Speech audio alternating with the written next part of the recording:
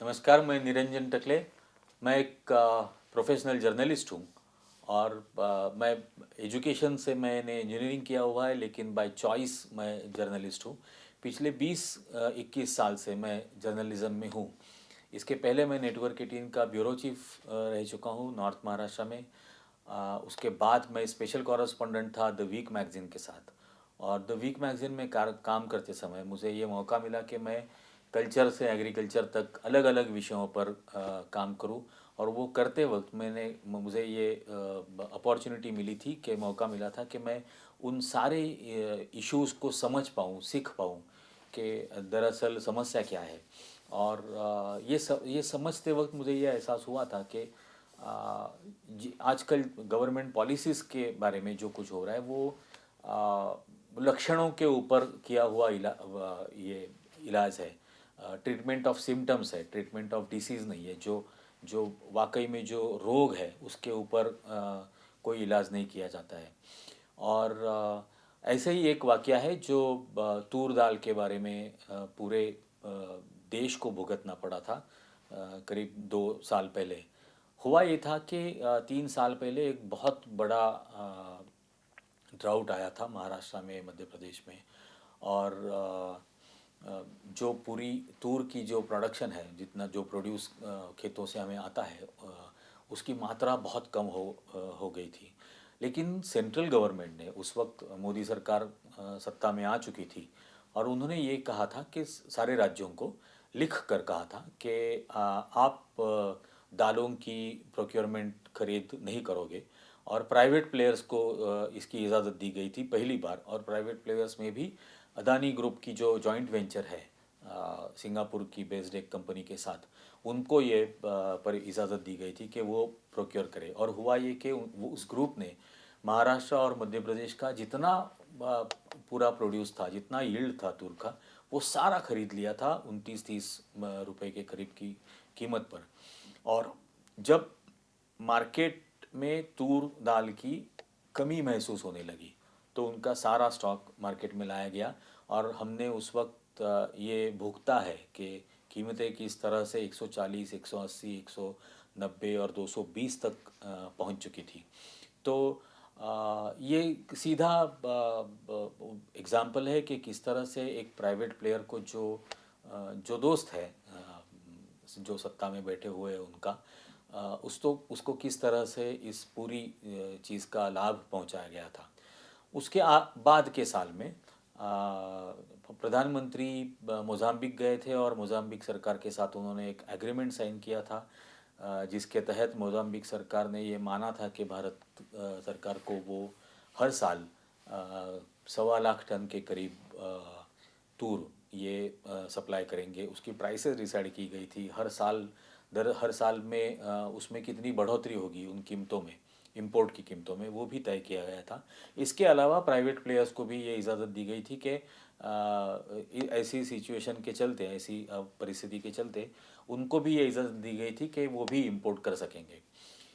हुआ ये कि अगले साल कनाडा और मोज़ाम्बिक से प्राइवेट प्लेयर्स ने और बाकी ट्रेडर्स ने काफ़ी मात्रा में, बहुत सारी मात्रा में तूर ये तूर इंपोर्ट की थी।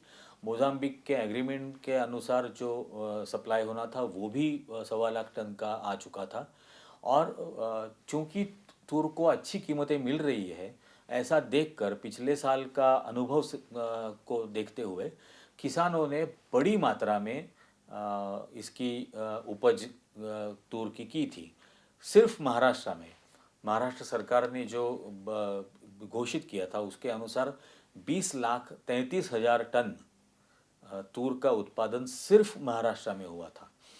भारत सरकार ने उसकी जो प्रोडक्शन कॉस्ट निकाली थी, वो कीमत निकाली थी 6,240 रुपया प्रति क्विंटल। और जो मिनिमम सपोर्ट प्राइस, जो आधारभूत कीमत सरकार की तरफ से घोषित की जाती है, वो घोषित की थी 5,050। तो 1,190 रुपये प्रति क्विंटल सरकार ने खुद किसानों को कम घोषित किए थे। 11,900 रुपये प्रति टन वो होते हैं। और व्यापारियों के पास चूँकि ऑलरेडी स्टॉक था, तो उन्होंने इससे कम दामों पर खरीद करना शुरू किया था, जो करीब 3,131 रुपये के आसपास था। और बुरी तरह से किसानों को इसका नुकसान बहुत बुरी तरह से सहन करना पड़ा था, क्योंकि जो कीमत उनको वास्तव में मिल रही थी वो प्रोडक्शन कॉस्ट के आधी थी। लेकिन हम अगर सिर्फ एमएसपी आधारभूत कीमत के आधार पर भी अगर बात करें तो 11,900 रुपये प्रति टन के हिसाब से 20,33,000 टन का जो कैलकुलेशन होता है वो करीब 1492 करोड़ रुपया किसान सिर्फ महाराष्ट्र के तूर प्रोड्यूसर्स जो है वो सरकार को देने वाले थे। और इसके साथ अगर हम बाकी क्रॉप्स की अगर बात करें, जैसे कि चावल है, गन्ना है, अनियन है, सोयाबीन है, तो उनकी पूरी अगर हम कैलकुलेशन करेंगे तो वो रिवर्स सब्सिडी जिसे हम कहेंगे जो किसान सरकार को दे रही है, वो करीब 1 लाख करोड़ के आसपास जाती थी। और इसीलिए उनकी पूरी तरह से कमर टूट गई। और उस साल में महाराष्ट्र के इतिहास में कभी हुआ नहीं इतनी सारी सुसाइड्स हुई। इसके अलावा इसी तरह से एक डिसीजन लिया गया था कि गेहूं का इंपोर्ट 0% ड्यूटी पर प्राइवेट प्लेयर्स कर सकते हैं।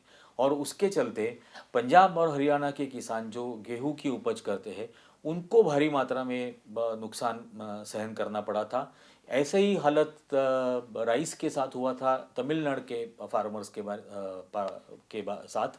और तमिलनाडु के फार्मर्स हमने देखा करीब 1 डेढ़ महीने तक दिल्ली में, भारत की राजधानी में, वो प्रोटेस्ट कर रहे थे, लेकिन उनको मिलने तक कोई नहीं गया था। और ये कहा था कि ये स्टेट गवर्नमेंट का इशू है, एग्रीकल्चर ये स्टेट सब्जेक्ट है।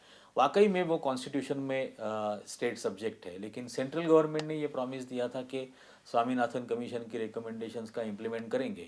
और import policy, export policy, minimum support price, production cost, ये सारी चीज़ें डिसाइड तो तय तो करती है सेंट्रल गवर्नमेंट। लेकिन जब किसान प्रोटेस्ट करते हैं तो ये सरकार कहने लगी कि नहीं, अब ये स्टेट गवर्नमेंट का इशू है, इसलिए तमिलनाडु के फार्मर्स के साथ वो मिलने तक नहीं गए थे।